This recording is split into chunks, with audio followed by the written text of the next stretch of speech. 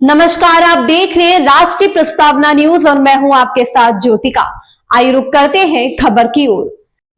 हरदोई पिहानी के मां इच्छापूर्णी राम जानकी मंदिर में चल रही श्रीमद् भागवत कथा का तीसरा दिन भक्तिमय वातावरण में संपन्न हुआ।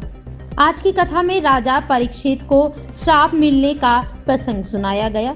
अयोध्या धाम से आए पूज्य प्रकाश चंद्र महाराज ने कहा कि मृत्यु का कोई निश्चित समय नहीं होता, इसलिए हर क्षण प्रभु स्मरण और सद्कर्म जरूरी है।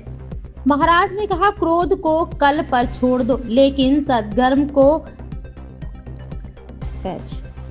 महाराज ने कहा, क्रोध को कल पर छोड़ दो, लेकिन सत्कर्म को कभी टाले नहीं। इस दौरान राम विवाह महोत्सव में बच्चों ने फुलवारी लीला का मनोहारी मंचन किया।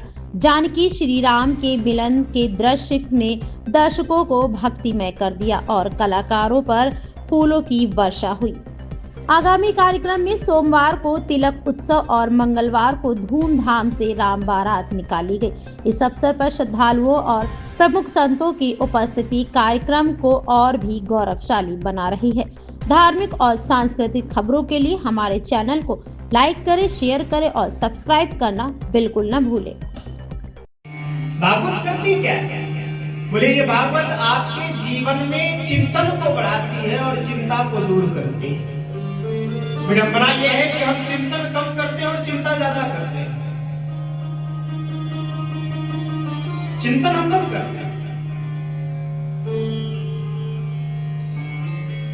लेकिन ध्यान दीजिएगा कि जो चिंता है ना, ये चिंता हमें चिता की ओर लेके जाती है और जो चिंतन है वो हमको परमात्मा की तरफ लेके जाता है। और भागवत भी ये करती है, हमारे जीवन में चिंतन को बढ़ाती है और चिंता को दूर करती है। भागवत भी यही काम, भागवत का भी यही काम था।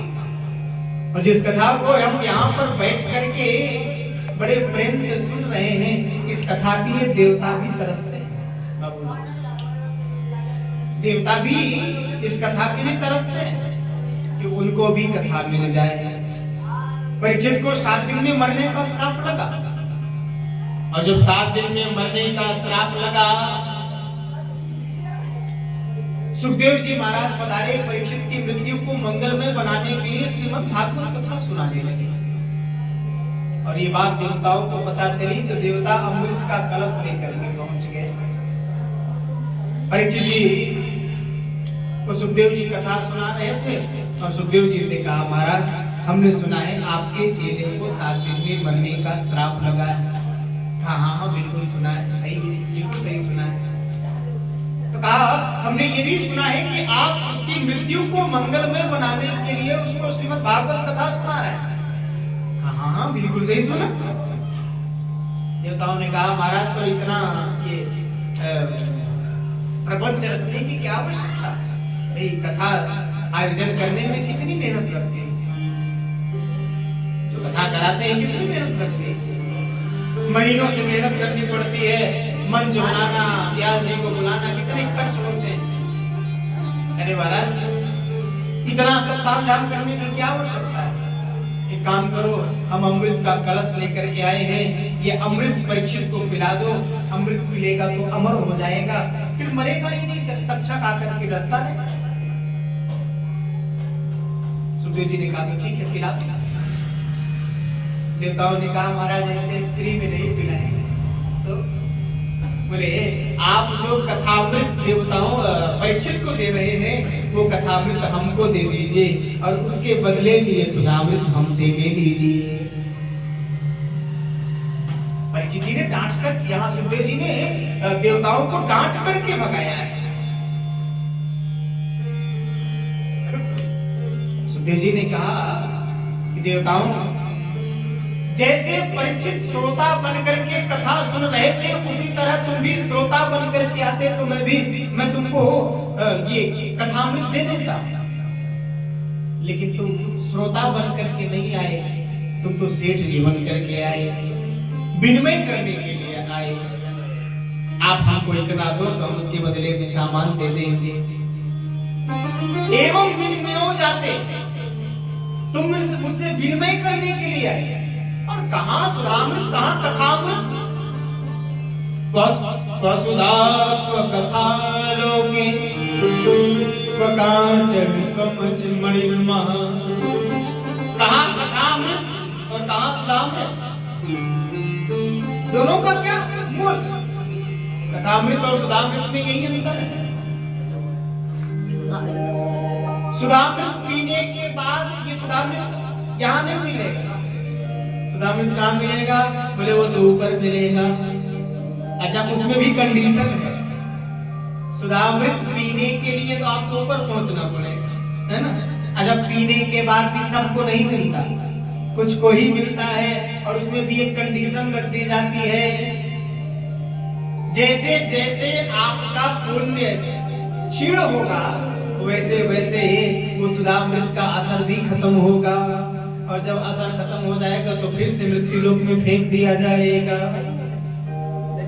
कथामृत में, बोले कथामृत में ऐसा नहीं है, इसको पीने के बाद फिर यहाँ आना ही नहीं पड़ता, फिर तो अजर अमर हो जाता है, फिर इस मृत्यु के चक्कर में फंसना ही नहीं पड़ता। तो कहाँ कथामृत और कहाँ सुधामृत। तुम्हारी तो वही स्थिति हो गई देवताओं, जैसे कोई व्यक्ति कांच शीशे का टुकड़ा लेकर के किसी सुनार की दुकान पर जाए और सुनार से कहे कि अनिरुद्ध भैया ये शीशे का टुकड़ा ले लो और इसके बदले में हमको हीरा दे दो। तो हमको तो ऐसा लगता है कि अनिरुद्ध भैया धक्का मार के भगाएंगे, यहाँ हमको छलने आए और लूटने आए। शीशे का टुकड़ा दे रहे हो और इसके बदले में हमसे हीरा मांग रहे हो, डांट करके भगाए। सुखदेव जी ने भी यही किया, कहां सुधामृत और कहां कथामृत, डांट करके भगा दिया। अभक्तांश्च विज्ञाय न ददौ स कथामृतम् श्रीमद्भागवती वार्ता सुराणामपि दुर्लभा।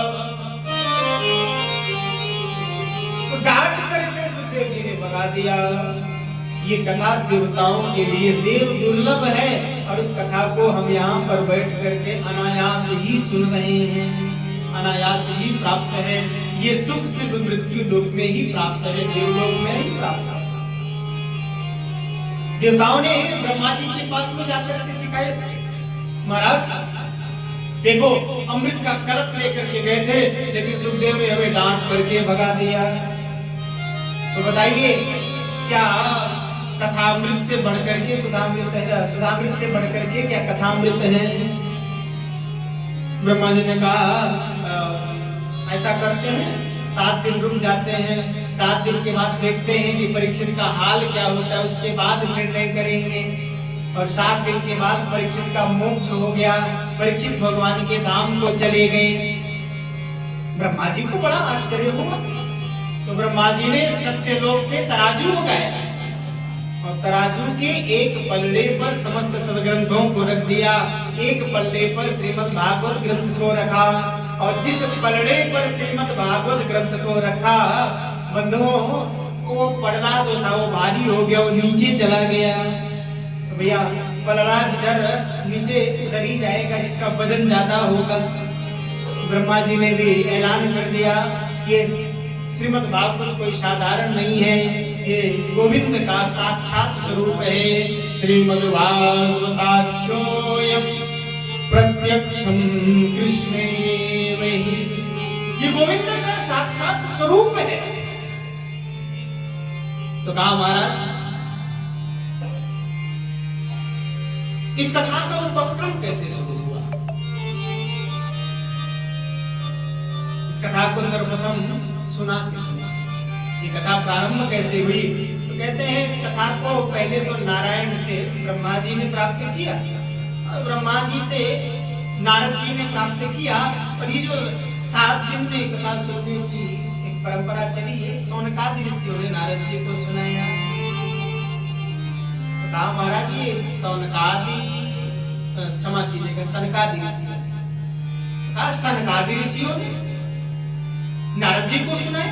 बोले हाँ, सनकादि ऋषियों ने नारद जी को ये कथा सुनाया है। तो कहा महाराज जी ये दोनों का मिलन कैसे हो गया, क्योंकि नारद जी एक जगह कहीं बैठ नहीं सकते, उनको श्राप है, दक्ष ने श्राप दे रखा है।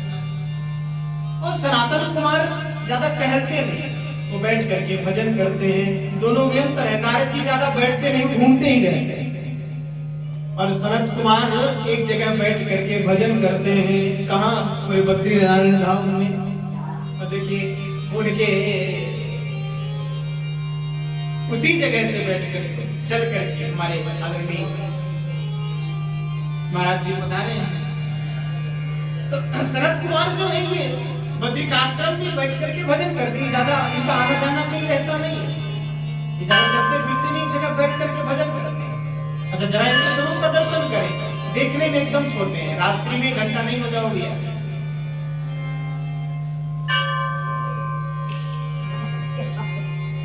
बोलिए भक्तवत्सल भगवान की।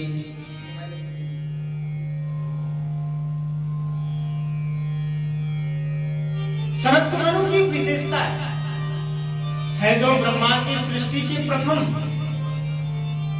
लेकिन देखने में एकदम 5 वर्ष के बच्चे दिखते हैं। तो ब्रह्मा जी ने प्रकट किया तो कहा अभी सृष्टि के उपक्रम में आएगा, सृष्टि निर्माण की कथा आएगी। तो ब्रह्मा जी ने कहा कि सृष्टि के निर्माण में मेरी सहायता करो। सनत कुमारों ने हाथ खड़ी कर ली, हम तो भजन करेंगे। कहा विवाह करो, बच्चे पैदा करो।